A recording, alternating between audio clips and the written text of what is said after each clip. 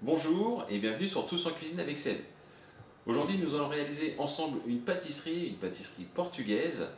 On va faire des pastel de nata. J'espère que j'ai bien prononcé. Alors s'il y a des portugais qui veulent me reprendre, n'hésitez pas. Je ne parle pas portugais mais ça se prononce à peu près comme ça. Donc ce sont des pastel de nata.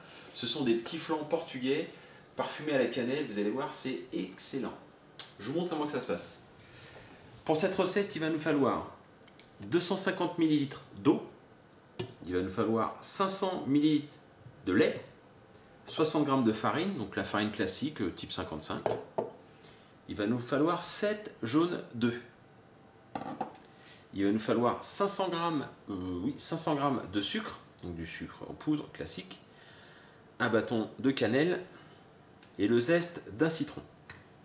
Pour cette recette, il va vous falloir aussi des petits moules. Ah oui, pardon, il va vous falloir aussi de la pâte feuilletée pour mettre dans le fond de vos moules. C'est important. Alors, il faut les moules, mais il faut aussi la pâte feuilletée.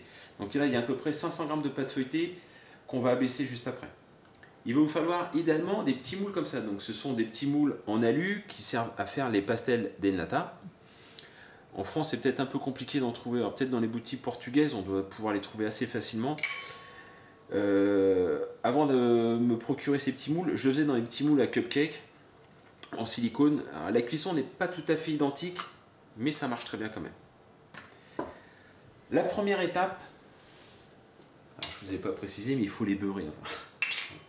La première étape, on va délayer un petit peu des 500 ml de lait dans la farine. Alors on ne met pas tout le lait, on en met juste voilà, une partie sans en renverser, bien évidemment. Voilà, et on délaye.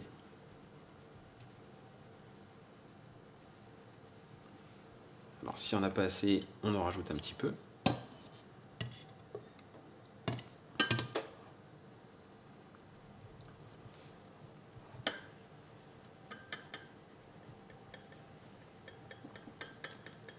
Voilà. Et avec le reste du lait, on va le mettre à chauffer dans une casserole.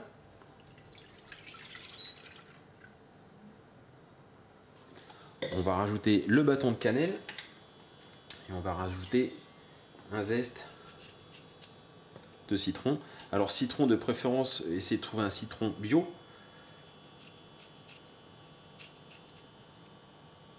Alors il faut pas le lécher parce qu'en fait il faut pas qu'il y ait de pulpe. Alors j'ai peut-être été un peu fort, je vais en prendre un autre morceau. Voilà, comme ceci. Je vais en rajouter un petit morceau.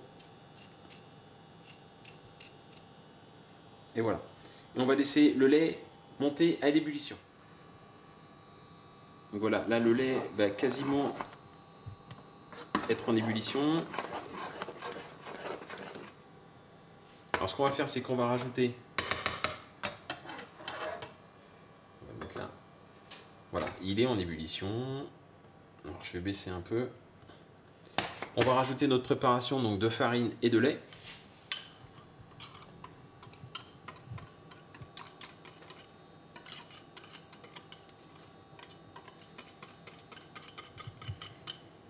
Voilà.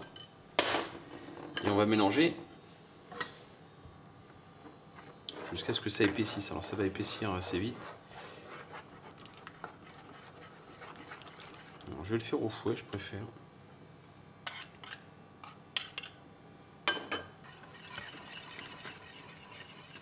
Voilà, donc dès que le mélange a commencé un peu à épaissir, on va réserver de côté.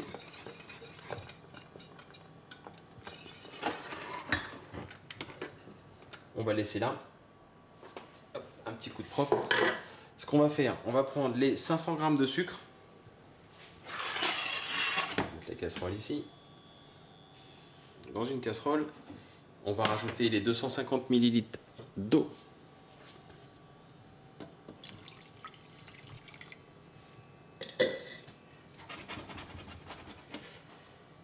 Et on va mettre en chauffe. Dès que le sirop commence à rentrer en ébullition, vous comptez 3 minutes. Et au bout de 3 minutes, on viendra l'incorporer à notre préparation de lait et de farine. Donc pendant que notre sirop va monter en ébullition, on va commencer à s'occuper de la pâte, donc de la pâte feuilletée. Alors vous avez bien remarqué que c'est pas une pâte feuilletée qu'on trouve habituellement en rouleau, prêt à étaler sur une pâte une pâte à tarte, hein, c'est une pâte feuilletée un peu plus épaisse. On trouve ça facilement aussi, sinon vous demandez à votre boulanger s'il fait sa pâte feuilletée lui-même, il doit en avoir. D'ailleurs, s'il la fait pas lui-même, il doit aussi en avoir. On va fariner légèrement le plan de travail.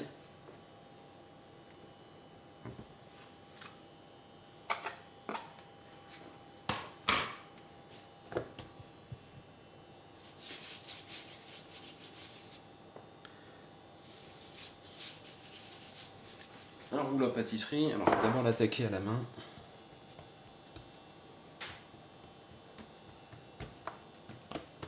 Voilà.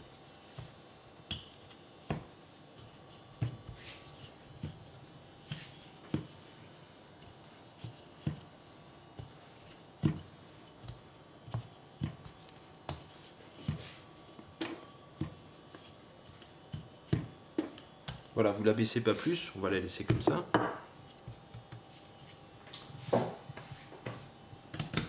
Et maintenant, on va la rouler. Donc vous attrapez les bords.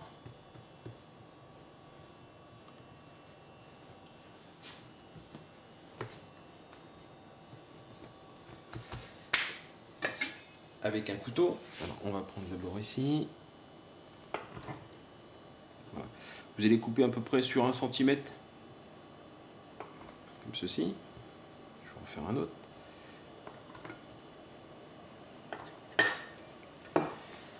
Vous allez prendre vos petits moules, vous allez mettre la pâte et vous allez l'étaler comme ceci.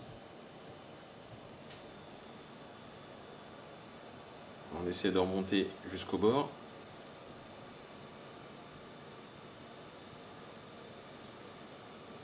Alors ne vous inquiétez pas si ça ne tient pas. Après, avec la préparation, il n'y aura pas de souci. Voilà, donc vous la remontez délicatement jusqu'au bord. Voilà, je vais vous en faire un autre. Alors là, attention, le sirop vient de rentrer en ébullition.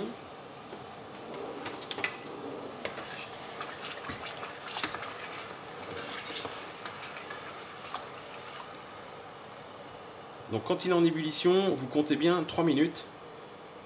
Donc je vais mettre un chrono.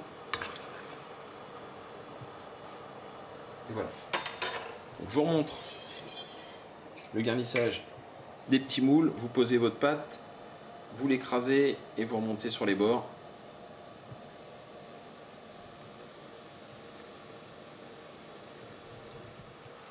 Voilà, donc je m'arrête parce que j'avais mis mon chrono à 4 minutes. Et donc ce qu'on va faire maintenant, c'est qu'on va additionner donc dans le mélange lait et farine. Alors on y va petit à petit.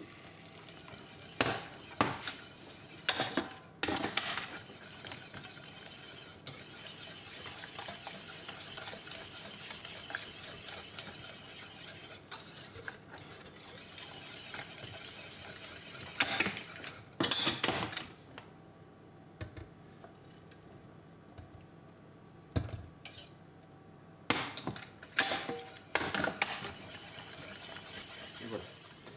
Ce qu'on va faire, c'est qu'on va laisser refroidir. La prochaine étape, il faudra incorporer les jaunes d'œufs. Si on les met tout de suite, ça va les cuire. Donc on va attendre que ça refroidisse un peu avant de les incorporer. Ça nous laisse largement le temps de continuer donc de mettre notre pâte. Voilà, je vais vous en montrer un. On pose, on appuie au centre et on remonte sur les bords.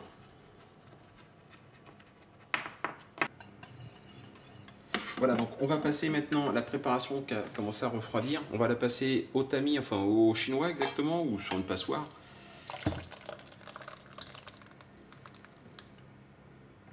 Pour enlever tous les grumeaux.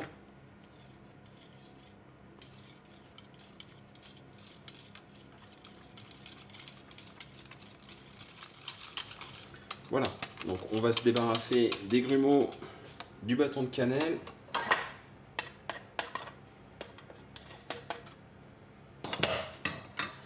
Et on va venir maintenant incorporer les jaunes d'œufs.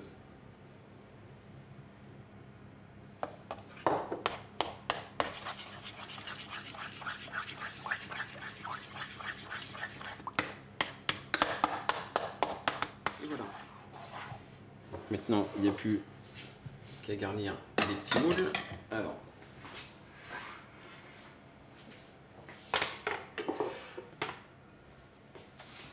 on va venir remplir de préparation. Alors, je vais commencer au centre. Alors, faut pas trop les remplir parce que ça va gonfler un peu, ça va mousser. Et si vous en mettez trop, ça va déborder. Voilà, donc on a garni tous nos petits moules. Maintenant, on va enfourner pour 17 minutes à 250 degrés. Positionné à mi-hauteur.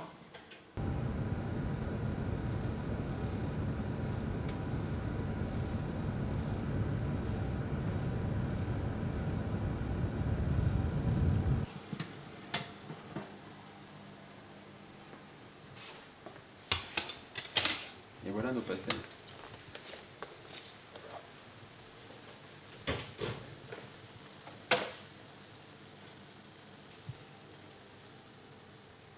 Je ne sais pas si vous entendez, ça pétille légèrement.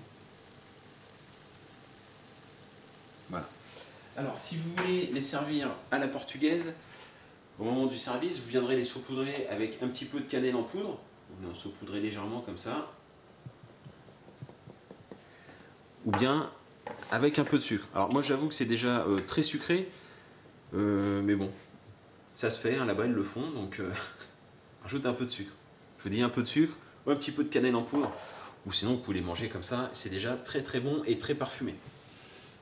On peut les manger légèrement tièdes, moi personnellement je les préfère frais, c'est-à-dire froid tout simplement. Là je pourrais bien évidemment pas vous les démouler tout de suite, je vous montrerai donc à la fin de cette vidéo, il y a toujours des petites photos, je vous montrerai donc les pastels de nata démoulés. Voilà. Dans cette recette, vous avez pu remarquer qu'on avait mis 7 jaunes d'œufs.